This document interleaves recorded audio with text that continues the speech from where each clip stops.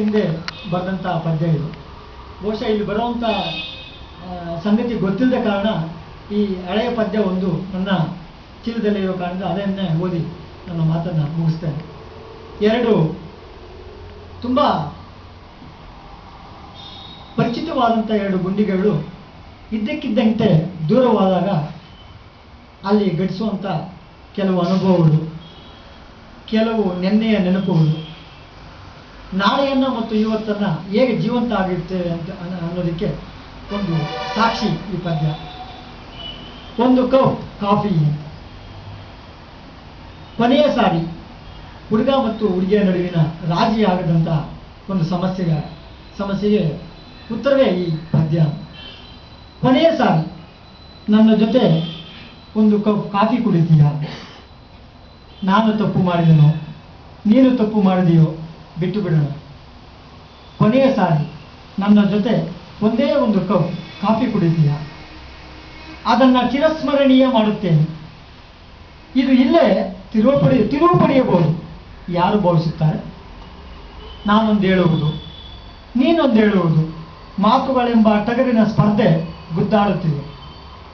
ಎಲ್ಲ ಮಾತಿನ ದಾರಿಗಳಲ್ಲೂ ದುಃಖ ಹೆಪ್ಪುಗಟ್ಟಿ ಕುಳಿತು ಬಿಟ್ಟಿದೆ. ಯಾರಿಗೆ ಗೊತ್ತು, ನಮ್ಮೆದುರಿಗೆ ವಿಶಾಲ ವನಗಳಿರಬಹುದು, ದ್ರಾಕ್ಷಿ ಹಣ್ಣುಗಳು ಭಾರ ತಡೆಯಲಾರದೆ ನೆಲಕ್ಕೆ ಬಾಗಿದ ಮೋಡಗಳಾಗಬಹುದು, ಅಪರೂಪದ ನದಿಗಳೂ ಕೂಡ ನಮ್ಮ ಸುತ್ತ ಪರಿಭ್ರಮಿಸಬಹುದು. ಆದರೆ ಏನು ಲಾಭ? ನಮ್ಮಿಬ್ಬರಿಗೂ ದಾಹವಾಗುತ್ತಿಲ್ಲ. ಇಬ್ಬರ ಗುಂಡಿಗೆಯ ಮೂಲೆಯಲ್ಲೂ ಸಣ್ಣ ಕೊಂಬೆಯೆಂದು ಮುರಿದು ಬೀಳುವ ಶಬ್ದ, ದುಃಖದ ಹನಿಗಳು ಸುರಿಯುತ್ತಿರುವ ಶಬ್ದ, ಅವರವರದು ಅವರವರಿಗೆ ಹೊರಲಾರದ ಭಾರವಾಗುತ್ತಿದೆ. ದ್ವೇಷವಿಲ್ಲ, ಅಸೂಯೆ ಇಲ್ಲ, ಕೋಪವಿಲ್ಲ, ಅಲ್ಲಿರುವುದು ಬರೀ ಪ್ರೀತಿಯೇ. ದ್ವೇಷವಿಲ್ಲ, ಅಸೂಯೆ ಇಲ್ಲ, ಕೋಪವಿಲ್ಲ, ಅಲ್ಲಿರುವುದು ಬರೀ ಪ್ರೀತಿಯೇ. ಆದರೂ ಕರುಣೆ ಎಂಬುದು ಇಷ್ಟೊಂದು ಕ್ರೂರವಾಗಿರುತ್ತಾ? ಈಗಲೂ ಕೂಡ ನಿನ್ನ ಕಣ್ಣಲ್ಲೊಂದು ದಯೆ ಕದಲಾಡುತ್ತಿದೆ. ಅದು ನಿನಗೂ ನನಗೂ ಕೂಡ ಅರ್ಥವಾಗುತ್ತಿಲ್ಲ. ಹತಾಶೆಯ ಪೊರೆ ಕಣ್ಣಿಂದ ಕಳಚುವವರೆಗೂ ನಾವಿಬ್ಬರು ಕಾಯಬೇಕಷ್ಟೆ. ನನ್ನ ಕಣ್ಣಿಗೀಗ ನೀನು ಎಟುಕುತ್ತಿಲ್ಲ, ನಿನ್ನ ಕಣ್ಣಿಗೀಗ ನಾನೂ ಎಟುಕುತ್ತಿಲ್ಲ. ಈ ಹಿಂದಿನ ಕನಸುಗಳೆಲ್ಲ ಇಬ್ಬರಲ್ಲೂ ಮೂಕವಾಗಿದೆ. ರೆಕ್ಕೆ ಮುರಿದ ಹಕ್ಕಿಗಳೆರಡು ತಲಾ ಒಬ್ಬೊಬ್ಬರ ತಲೆಯ ಮೇಲೆ ಬಂದು ಕೂತು ಬಿಟ್ಟಿದೆ. ಬಹುಶಃ ಕೊನೆಯ ಸಾರಿಯ ಭೇಟಿ ಇರಬಹುದು. ನಾವಿಬ್ಬರು ಇಷ್ಟು ಹತ್ತಿರದಲ್ಲಿ ಕಾಫಿ ಕುಡಿಯುವುದು. ನೆನ್ನೆಗಳೆಲ್ಲ ಇಂದು ದೀರ್ಘ ನಿಟ್ಟುಸಿರುಗಳಾಗುತ್ತಿದೆ. ನಿನ್ನೊಳಗೆ ಕದಲಾಡುತ್ತಿರುವ ಗೊಂದಲ ಒಂದು ನನ್ನನ್ನು ಮೆತ್ತಗೆ ತಾಕುತ್ತಿದೆ. ನಾವಿಬ್ಬರು ಇಷ್ಟು ನಿಶ್ಶಬ್ದವಾಗಿ ಕಾಫಿ ಕುಡಿಯಬೇಕಾ? ನಾವಿಬ್ಬರು ಇಷ್ಟು ನಿಶ್ಶಬ್ದವಾಗಿ ಕಾಫಿ ಕುಡಿಯಬೇಕಾ? ಶವಯಾತ್ರೆ ಕೂಡ ಇಷ್ಟು ನಿಶ್ಶಬ್ದವಾಗಿರುವುದಿಲ್ಲ.